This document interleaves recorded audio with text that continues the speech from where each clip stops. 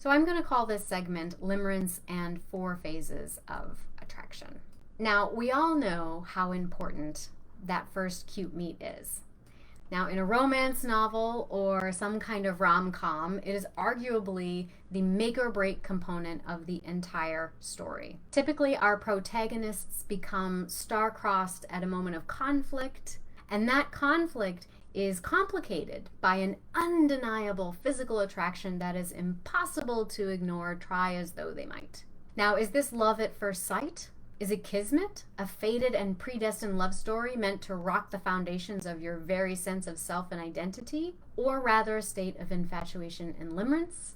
Now, for our purposes here today, I'm going to discuss limerence and infatuation as the same thing. A romantic state of feeling overwhelming obsession and preoccupation, primarily in search of emotional reciprocation with someone that you have likely idealized beyond reality and reproach. Now, on the body level, we might describe this as an activation of our attachment system, which is made up of our nervous system limbic brain and impacted by the hormones generated and the neurochemicals generated when we feel an intense attraction to someone who lights up our most primitive and early nonverbal encoding for connection and for survival. Now, if you found yourself falling into an infatuated state of limerence before, and you struggle to know how and why that happens, you're going to want to stick around for this segment, because whether or not limerence can lead to a long-lasting connection really depends on 2 things. And the first is understanding the difference between limerence and abiding affection and regard. And secondly, the flipping of a few chemical switches in your brain, which lead you through 4 distinct phases of attraction, from attraction to long-lasting love and let's call it attachment. Welcome to my YouTube channel. My name is Brianna McWilliam, and I am a licensed and board-certified creative arts therapist, author, and educator with more than 15 years in the field, helping adults struggling with insecure attachment go from self-doubting to self-sovereign so they can attract those soul-shaking, passionate partnerships that they want. Today, I'm going to be sharing a clip of a live stream event that took place inside my private Facebook groups, which people can access once they've purchased one of my online courses. If you're interested in finding out if you might have insecure attachment, check out the link in the caption of this video. You'll be able to take an easy 4-question quiz and find out your attachment style, plus a detailed explanation. Now, if you like what you see in here, and you haven't yet, make sure that you like, subscribe, and ring the bell for notifications. I put out videos once or twice a week, and sometimes I will do occasional live streams through my YouTube channel, and I wouldn't want you to miss out. Now, the first thing I want to discuss is the difference between limerence and an abiding affection and regard. And so a person in a state of limerence or infatuation is primarily focused on the high that they are experiencing, and it's different from love in that it is inherently self-interested. So it's all about how that person makes you feel, rather than experiencing unconditional regard. You cannot see them or yourself clearly, because when you are away from them, you feel incomplete without them. Additionally, if you're in love with the idea of being in love, you might be particularly susceptible to the influence of limerence. And so we often see insecure individuals experiencing intense attraction in the beginning. Avoidant individuals, disorganized individuals, anxious individuals, all alike. But then 3 to 6 months down the line, a switch flips, and old love stories and coping skills are activated. Arguably because we have now begun to settle into a new phase that would require genuine attachment.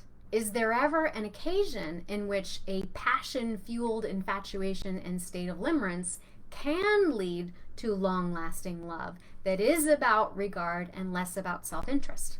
So there are many angles that we can assume when unpacking a question like that, but for today I'm going to reference neuropsychiatrist and New York Times bestselling author Dr. Amen. He wrote a book called, it's probably backwards for you, but it's called The Brain in Love, and I actually used to work for Dr. Amen, so this happens to be my signed copy. And according to Dr. Amen, there are 4 phases of attraction, each with an important chemical recipe.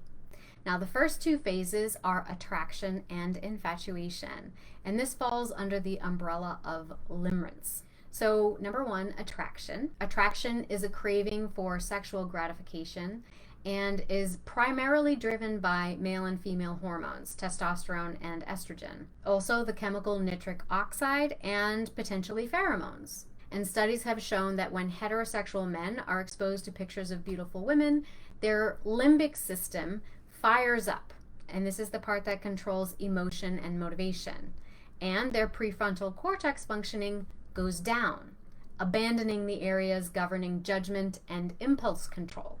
Beautiful women make men stupid.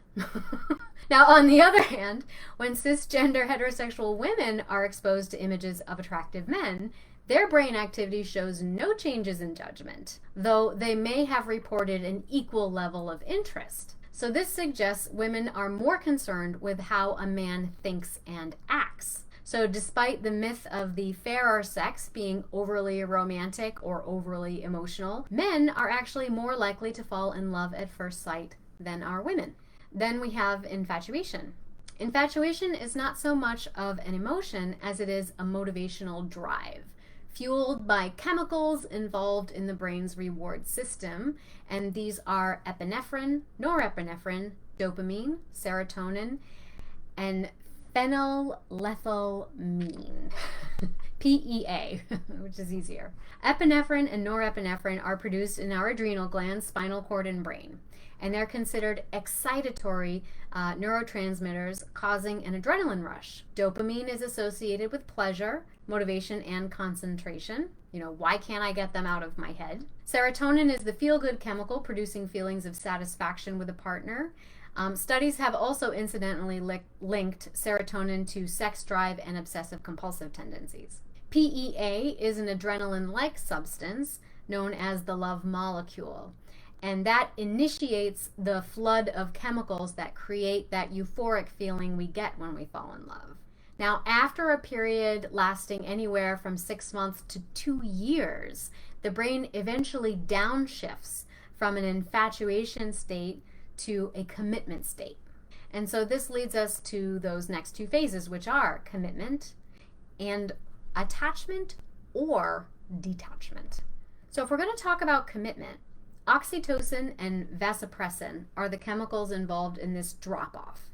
So oxytocin is related to feelings of closeness, of being in love.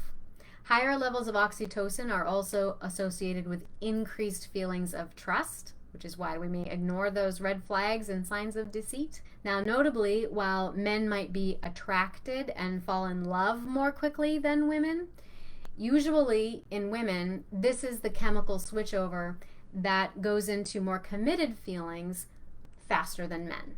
So in other words, men are more likely to fall in love more quickly, or love at first sight, I should say. Women are more likely to want to commit more quickly. Then we talk about attachment or detachment. Now, finally, if the commitment phase sticks, this can be when both partners relax into a more routine and stable sense of normalcy. They begin to trust the consistency of the relationship and to feel more deeply attached and bonded.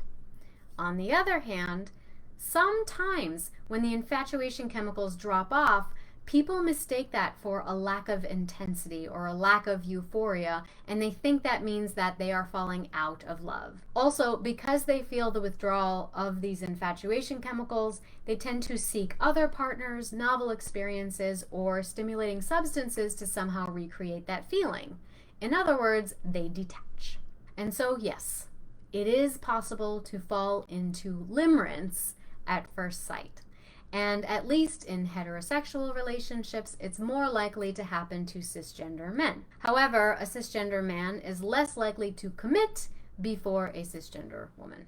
Now, while bonding chemicals are essential for a relationship to develop, Dr. Amen also emphasizes that communication and mutual support are really essential for pushing those initial attraction and infatuation phases onto the level of commitment. But if you happen to find yourself with a partner that detaches, be sure to stay healthy and to avoid idealizing that person, because as Dr. Amen says, being well is not only the best revenge, it is also the best way to be.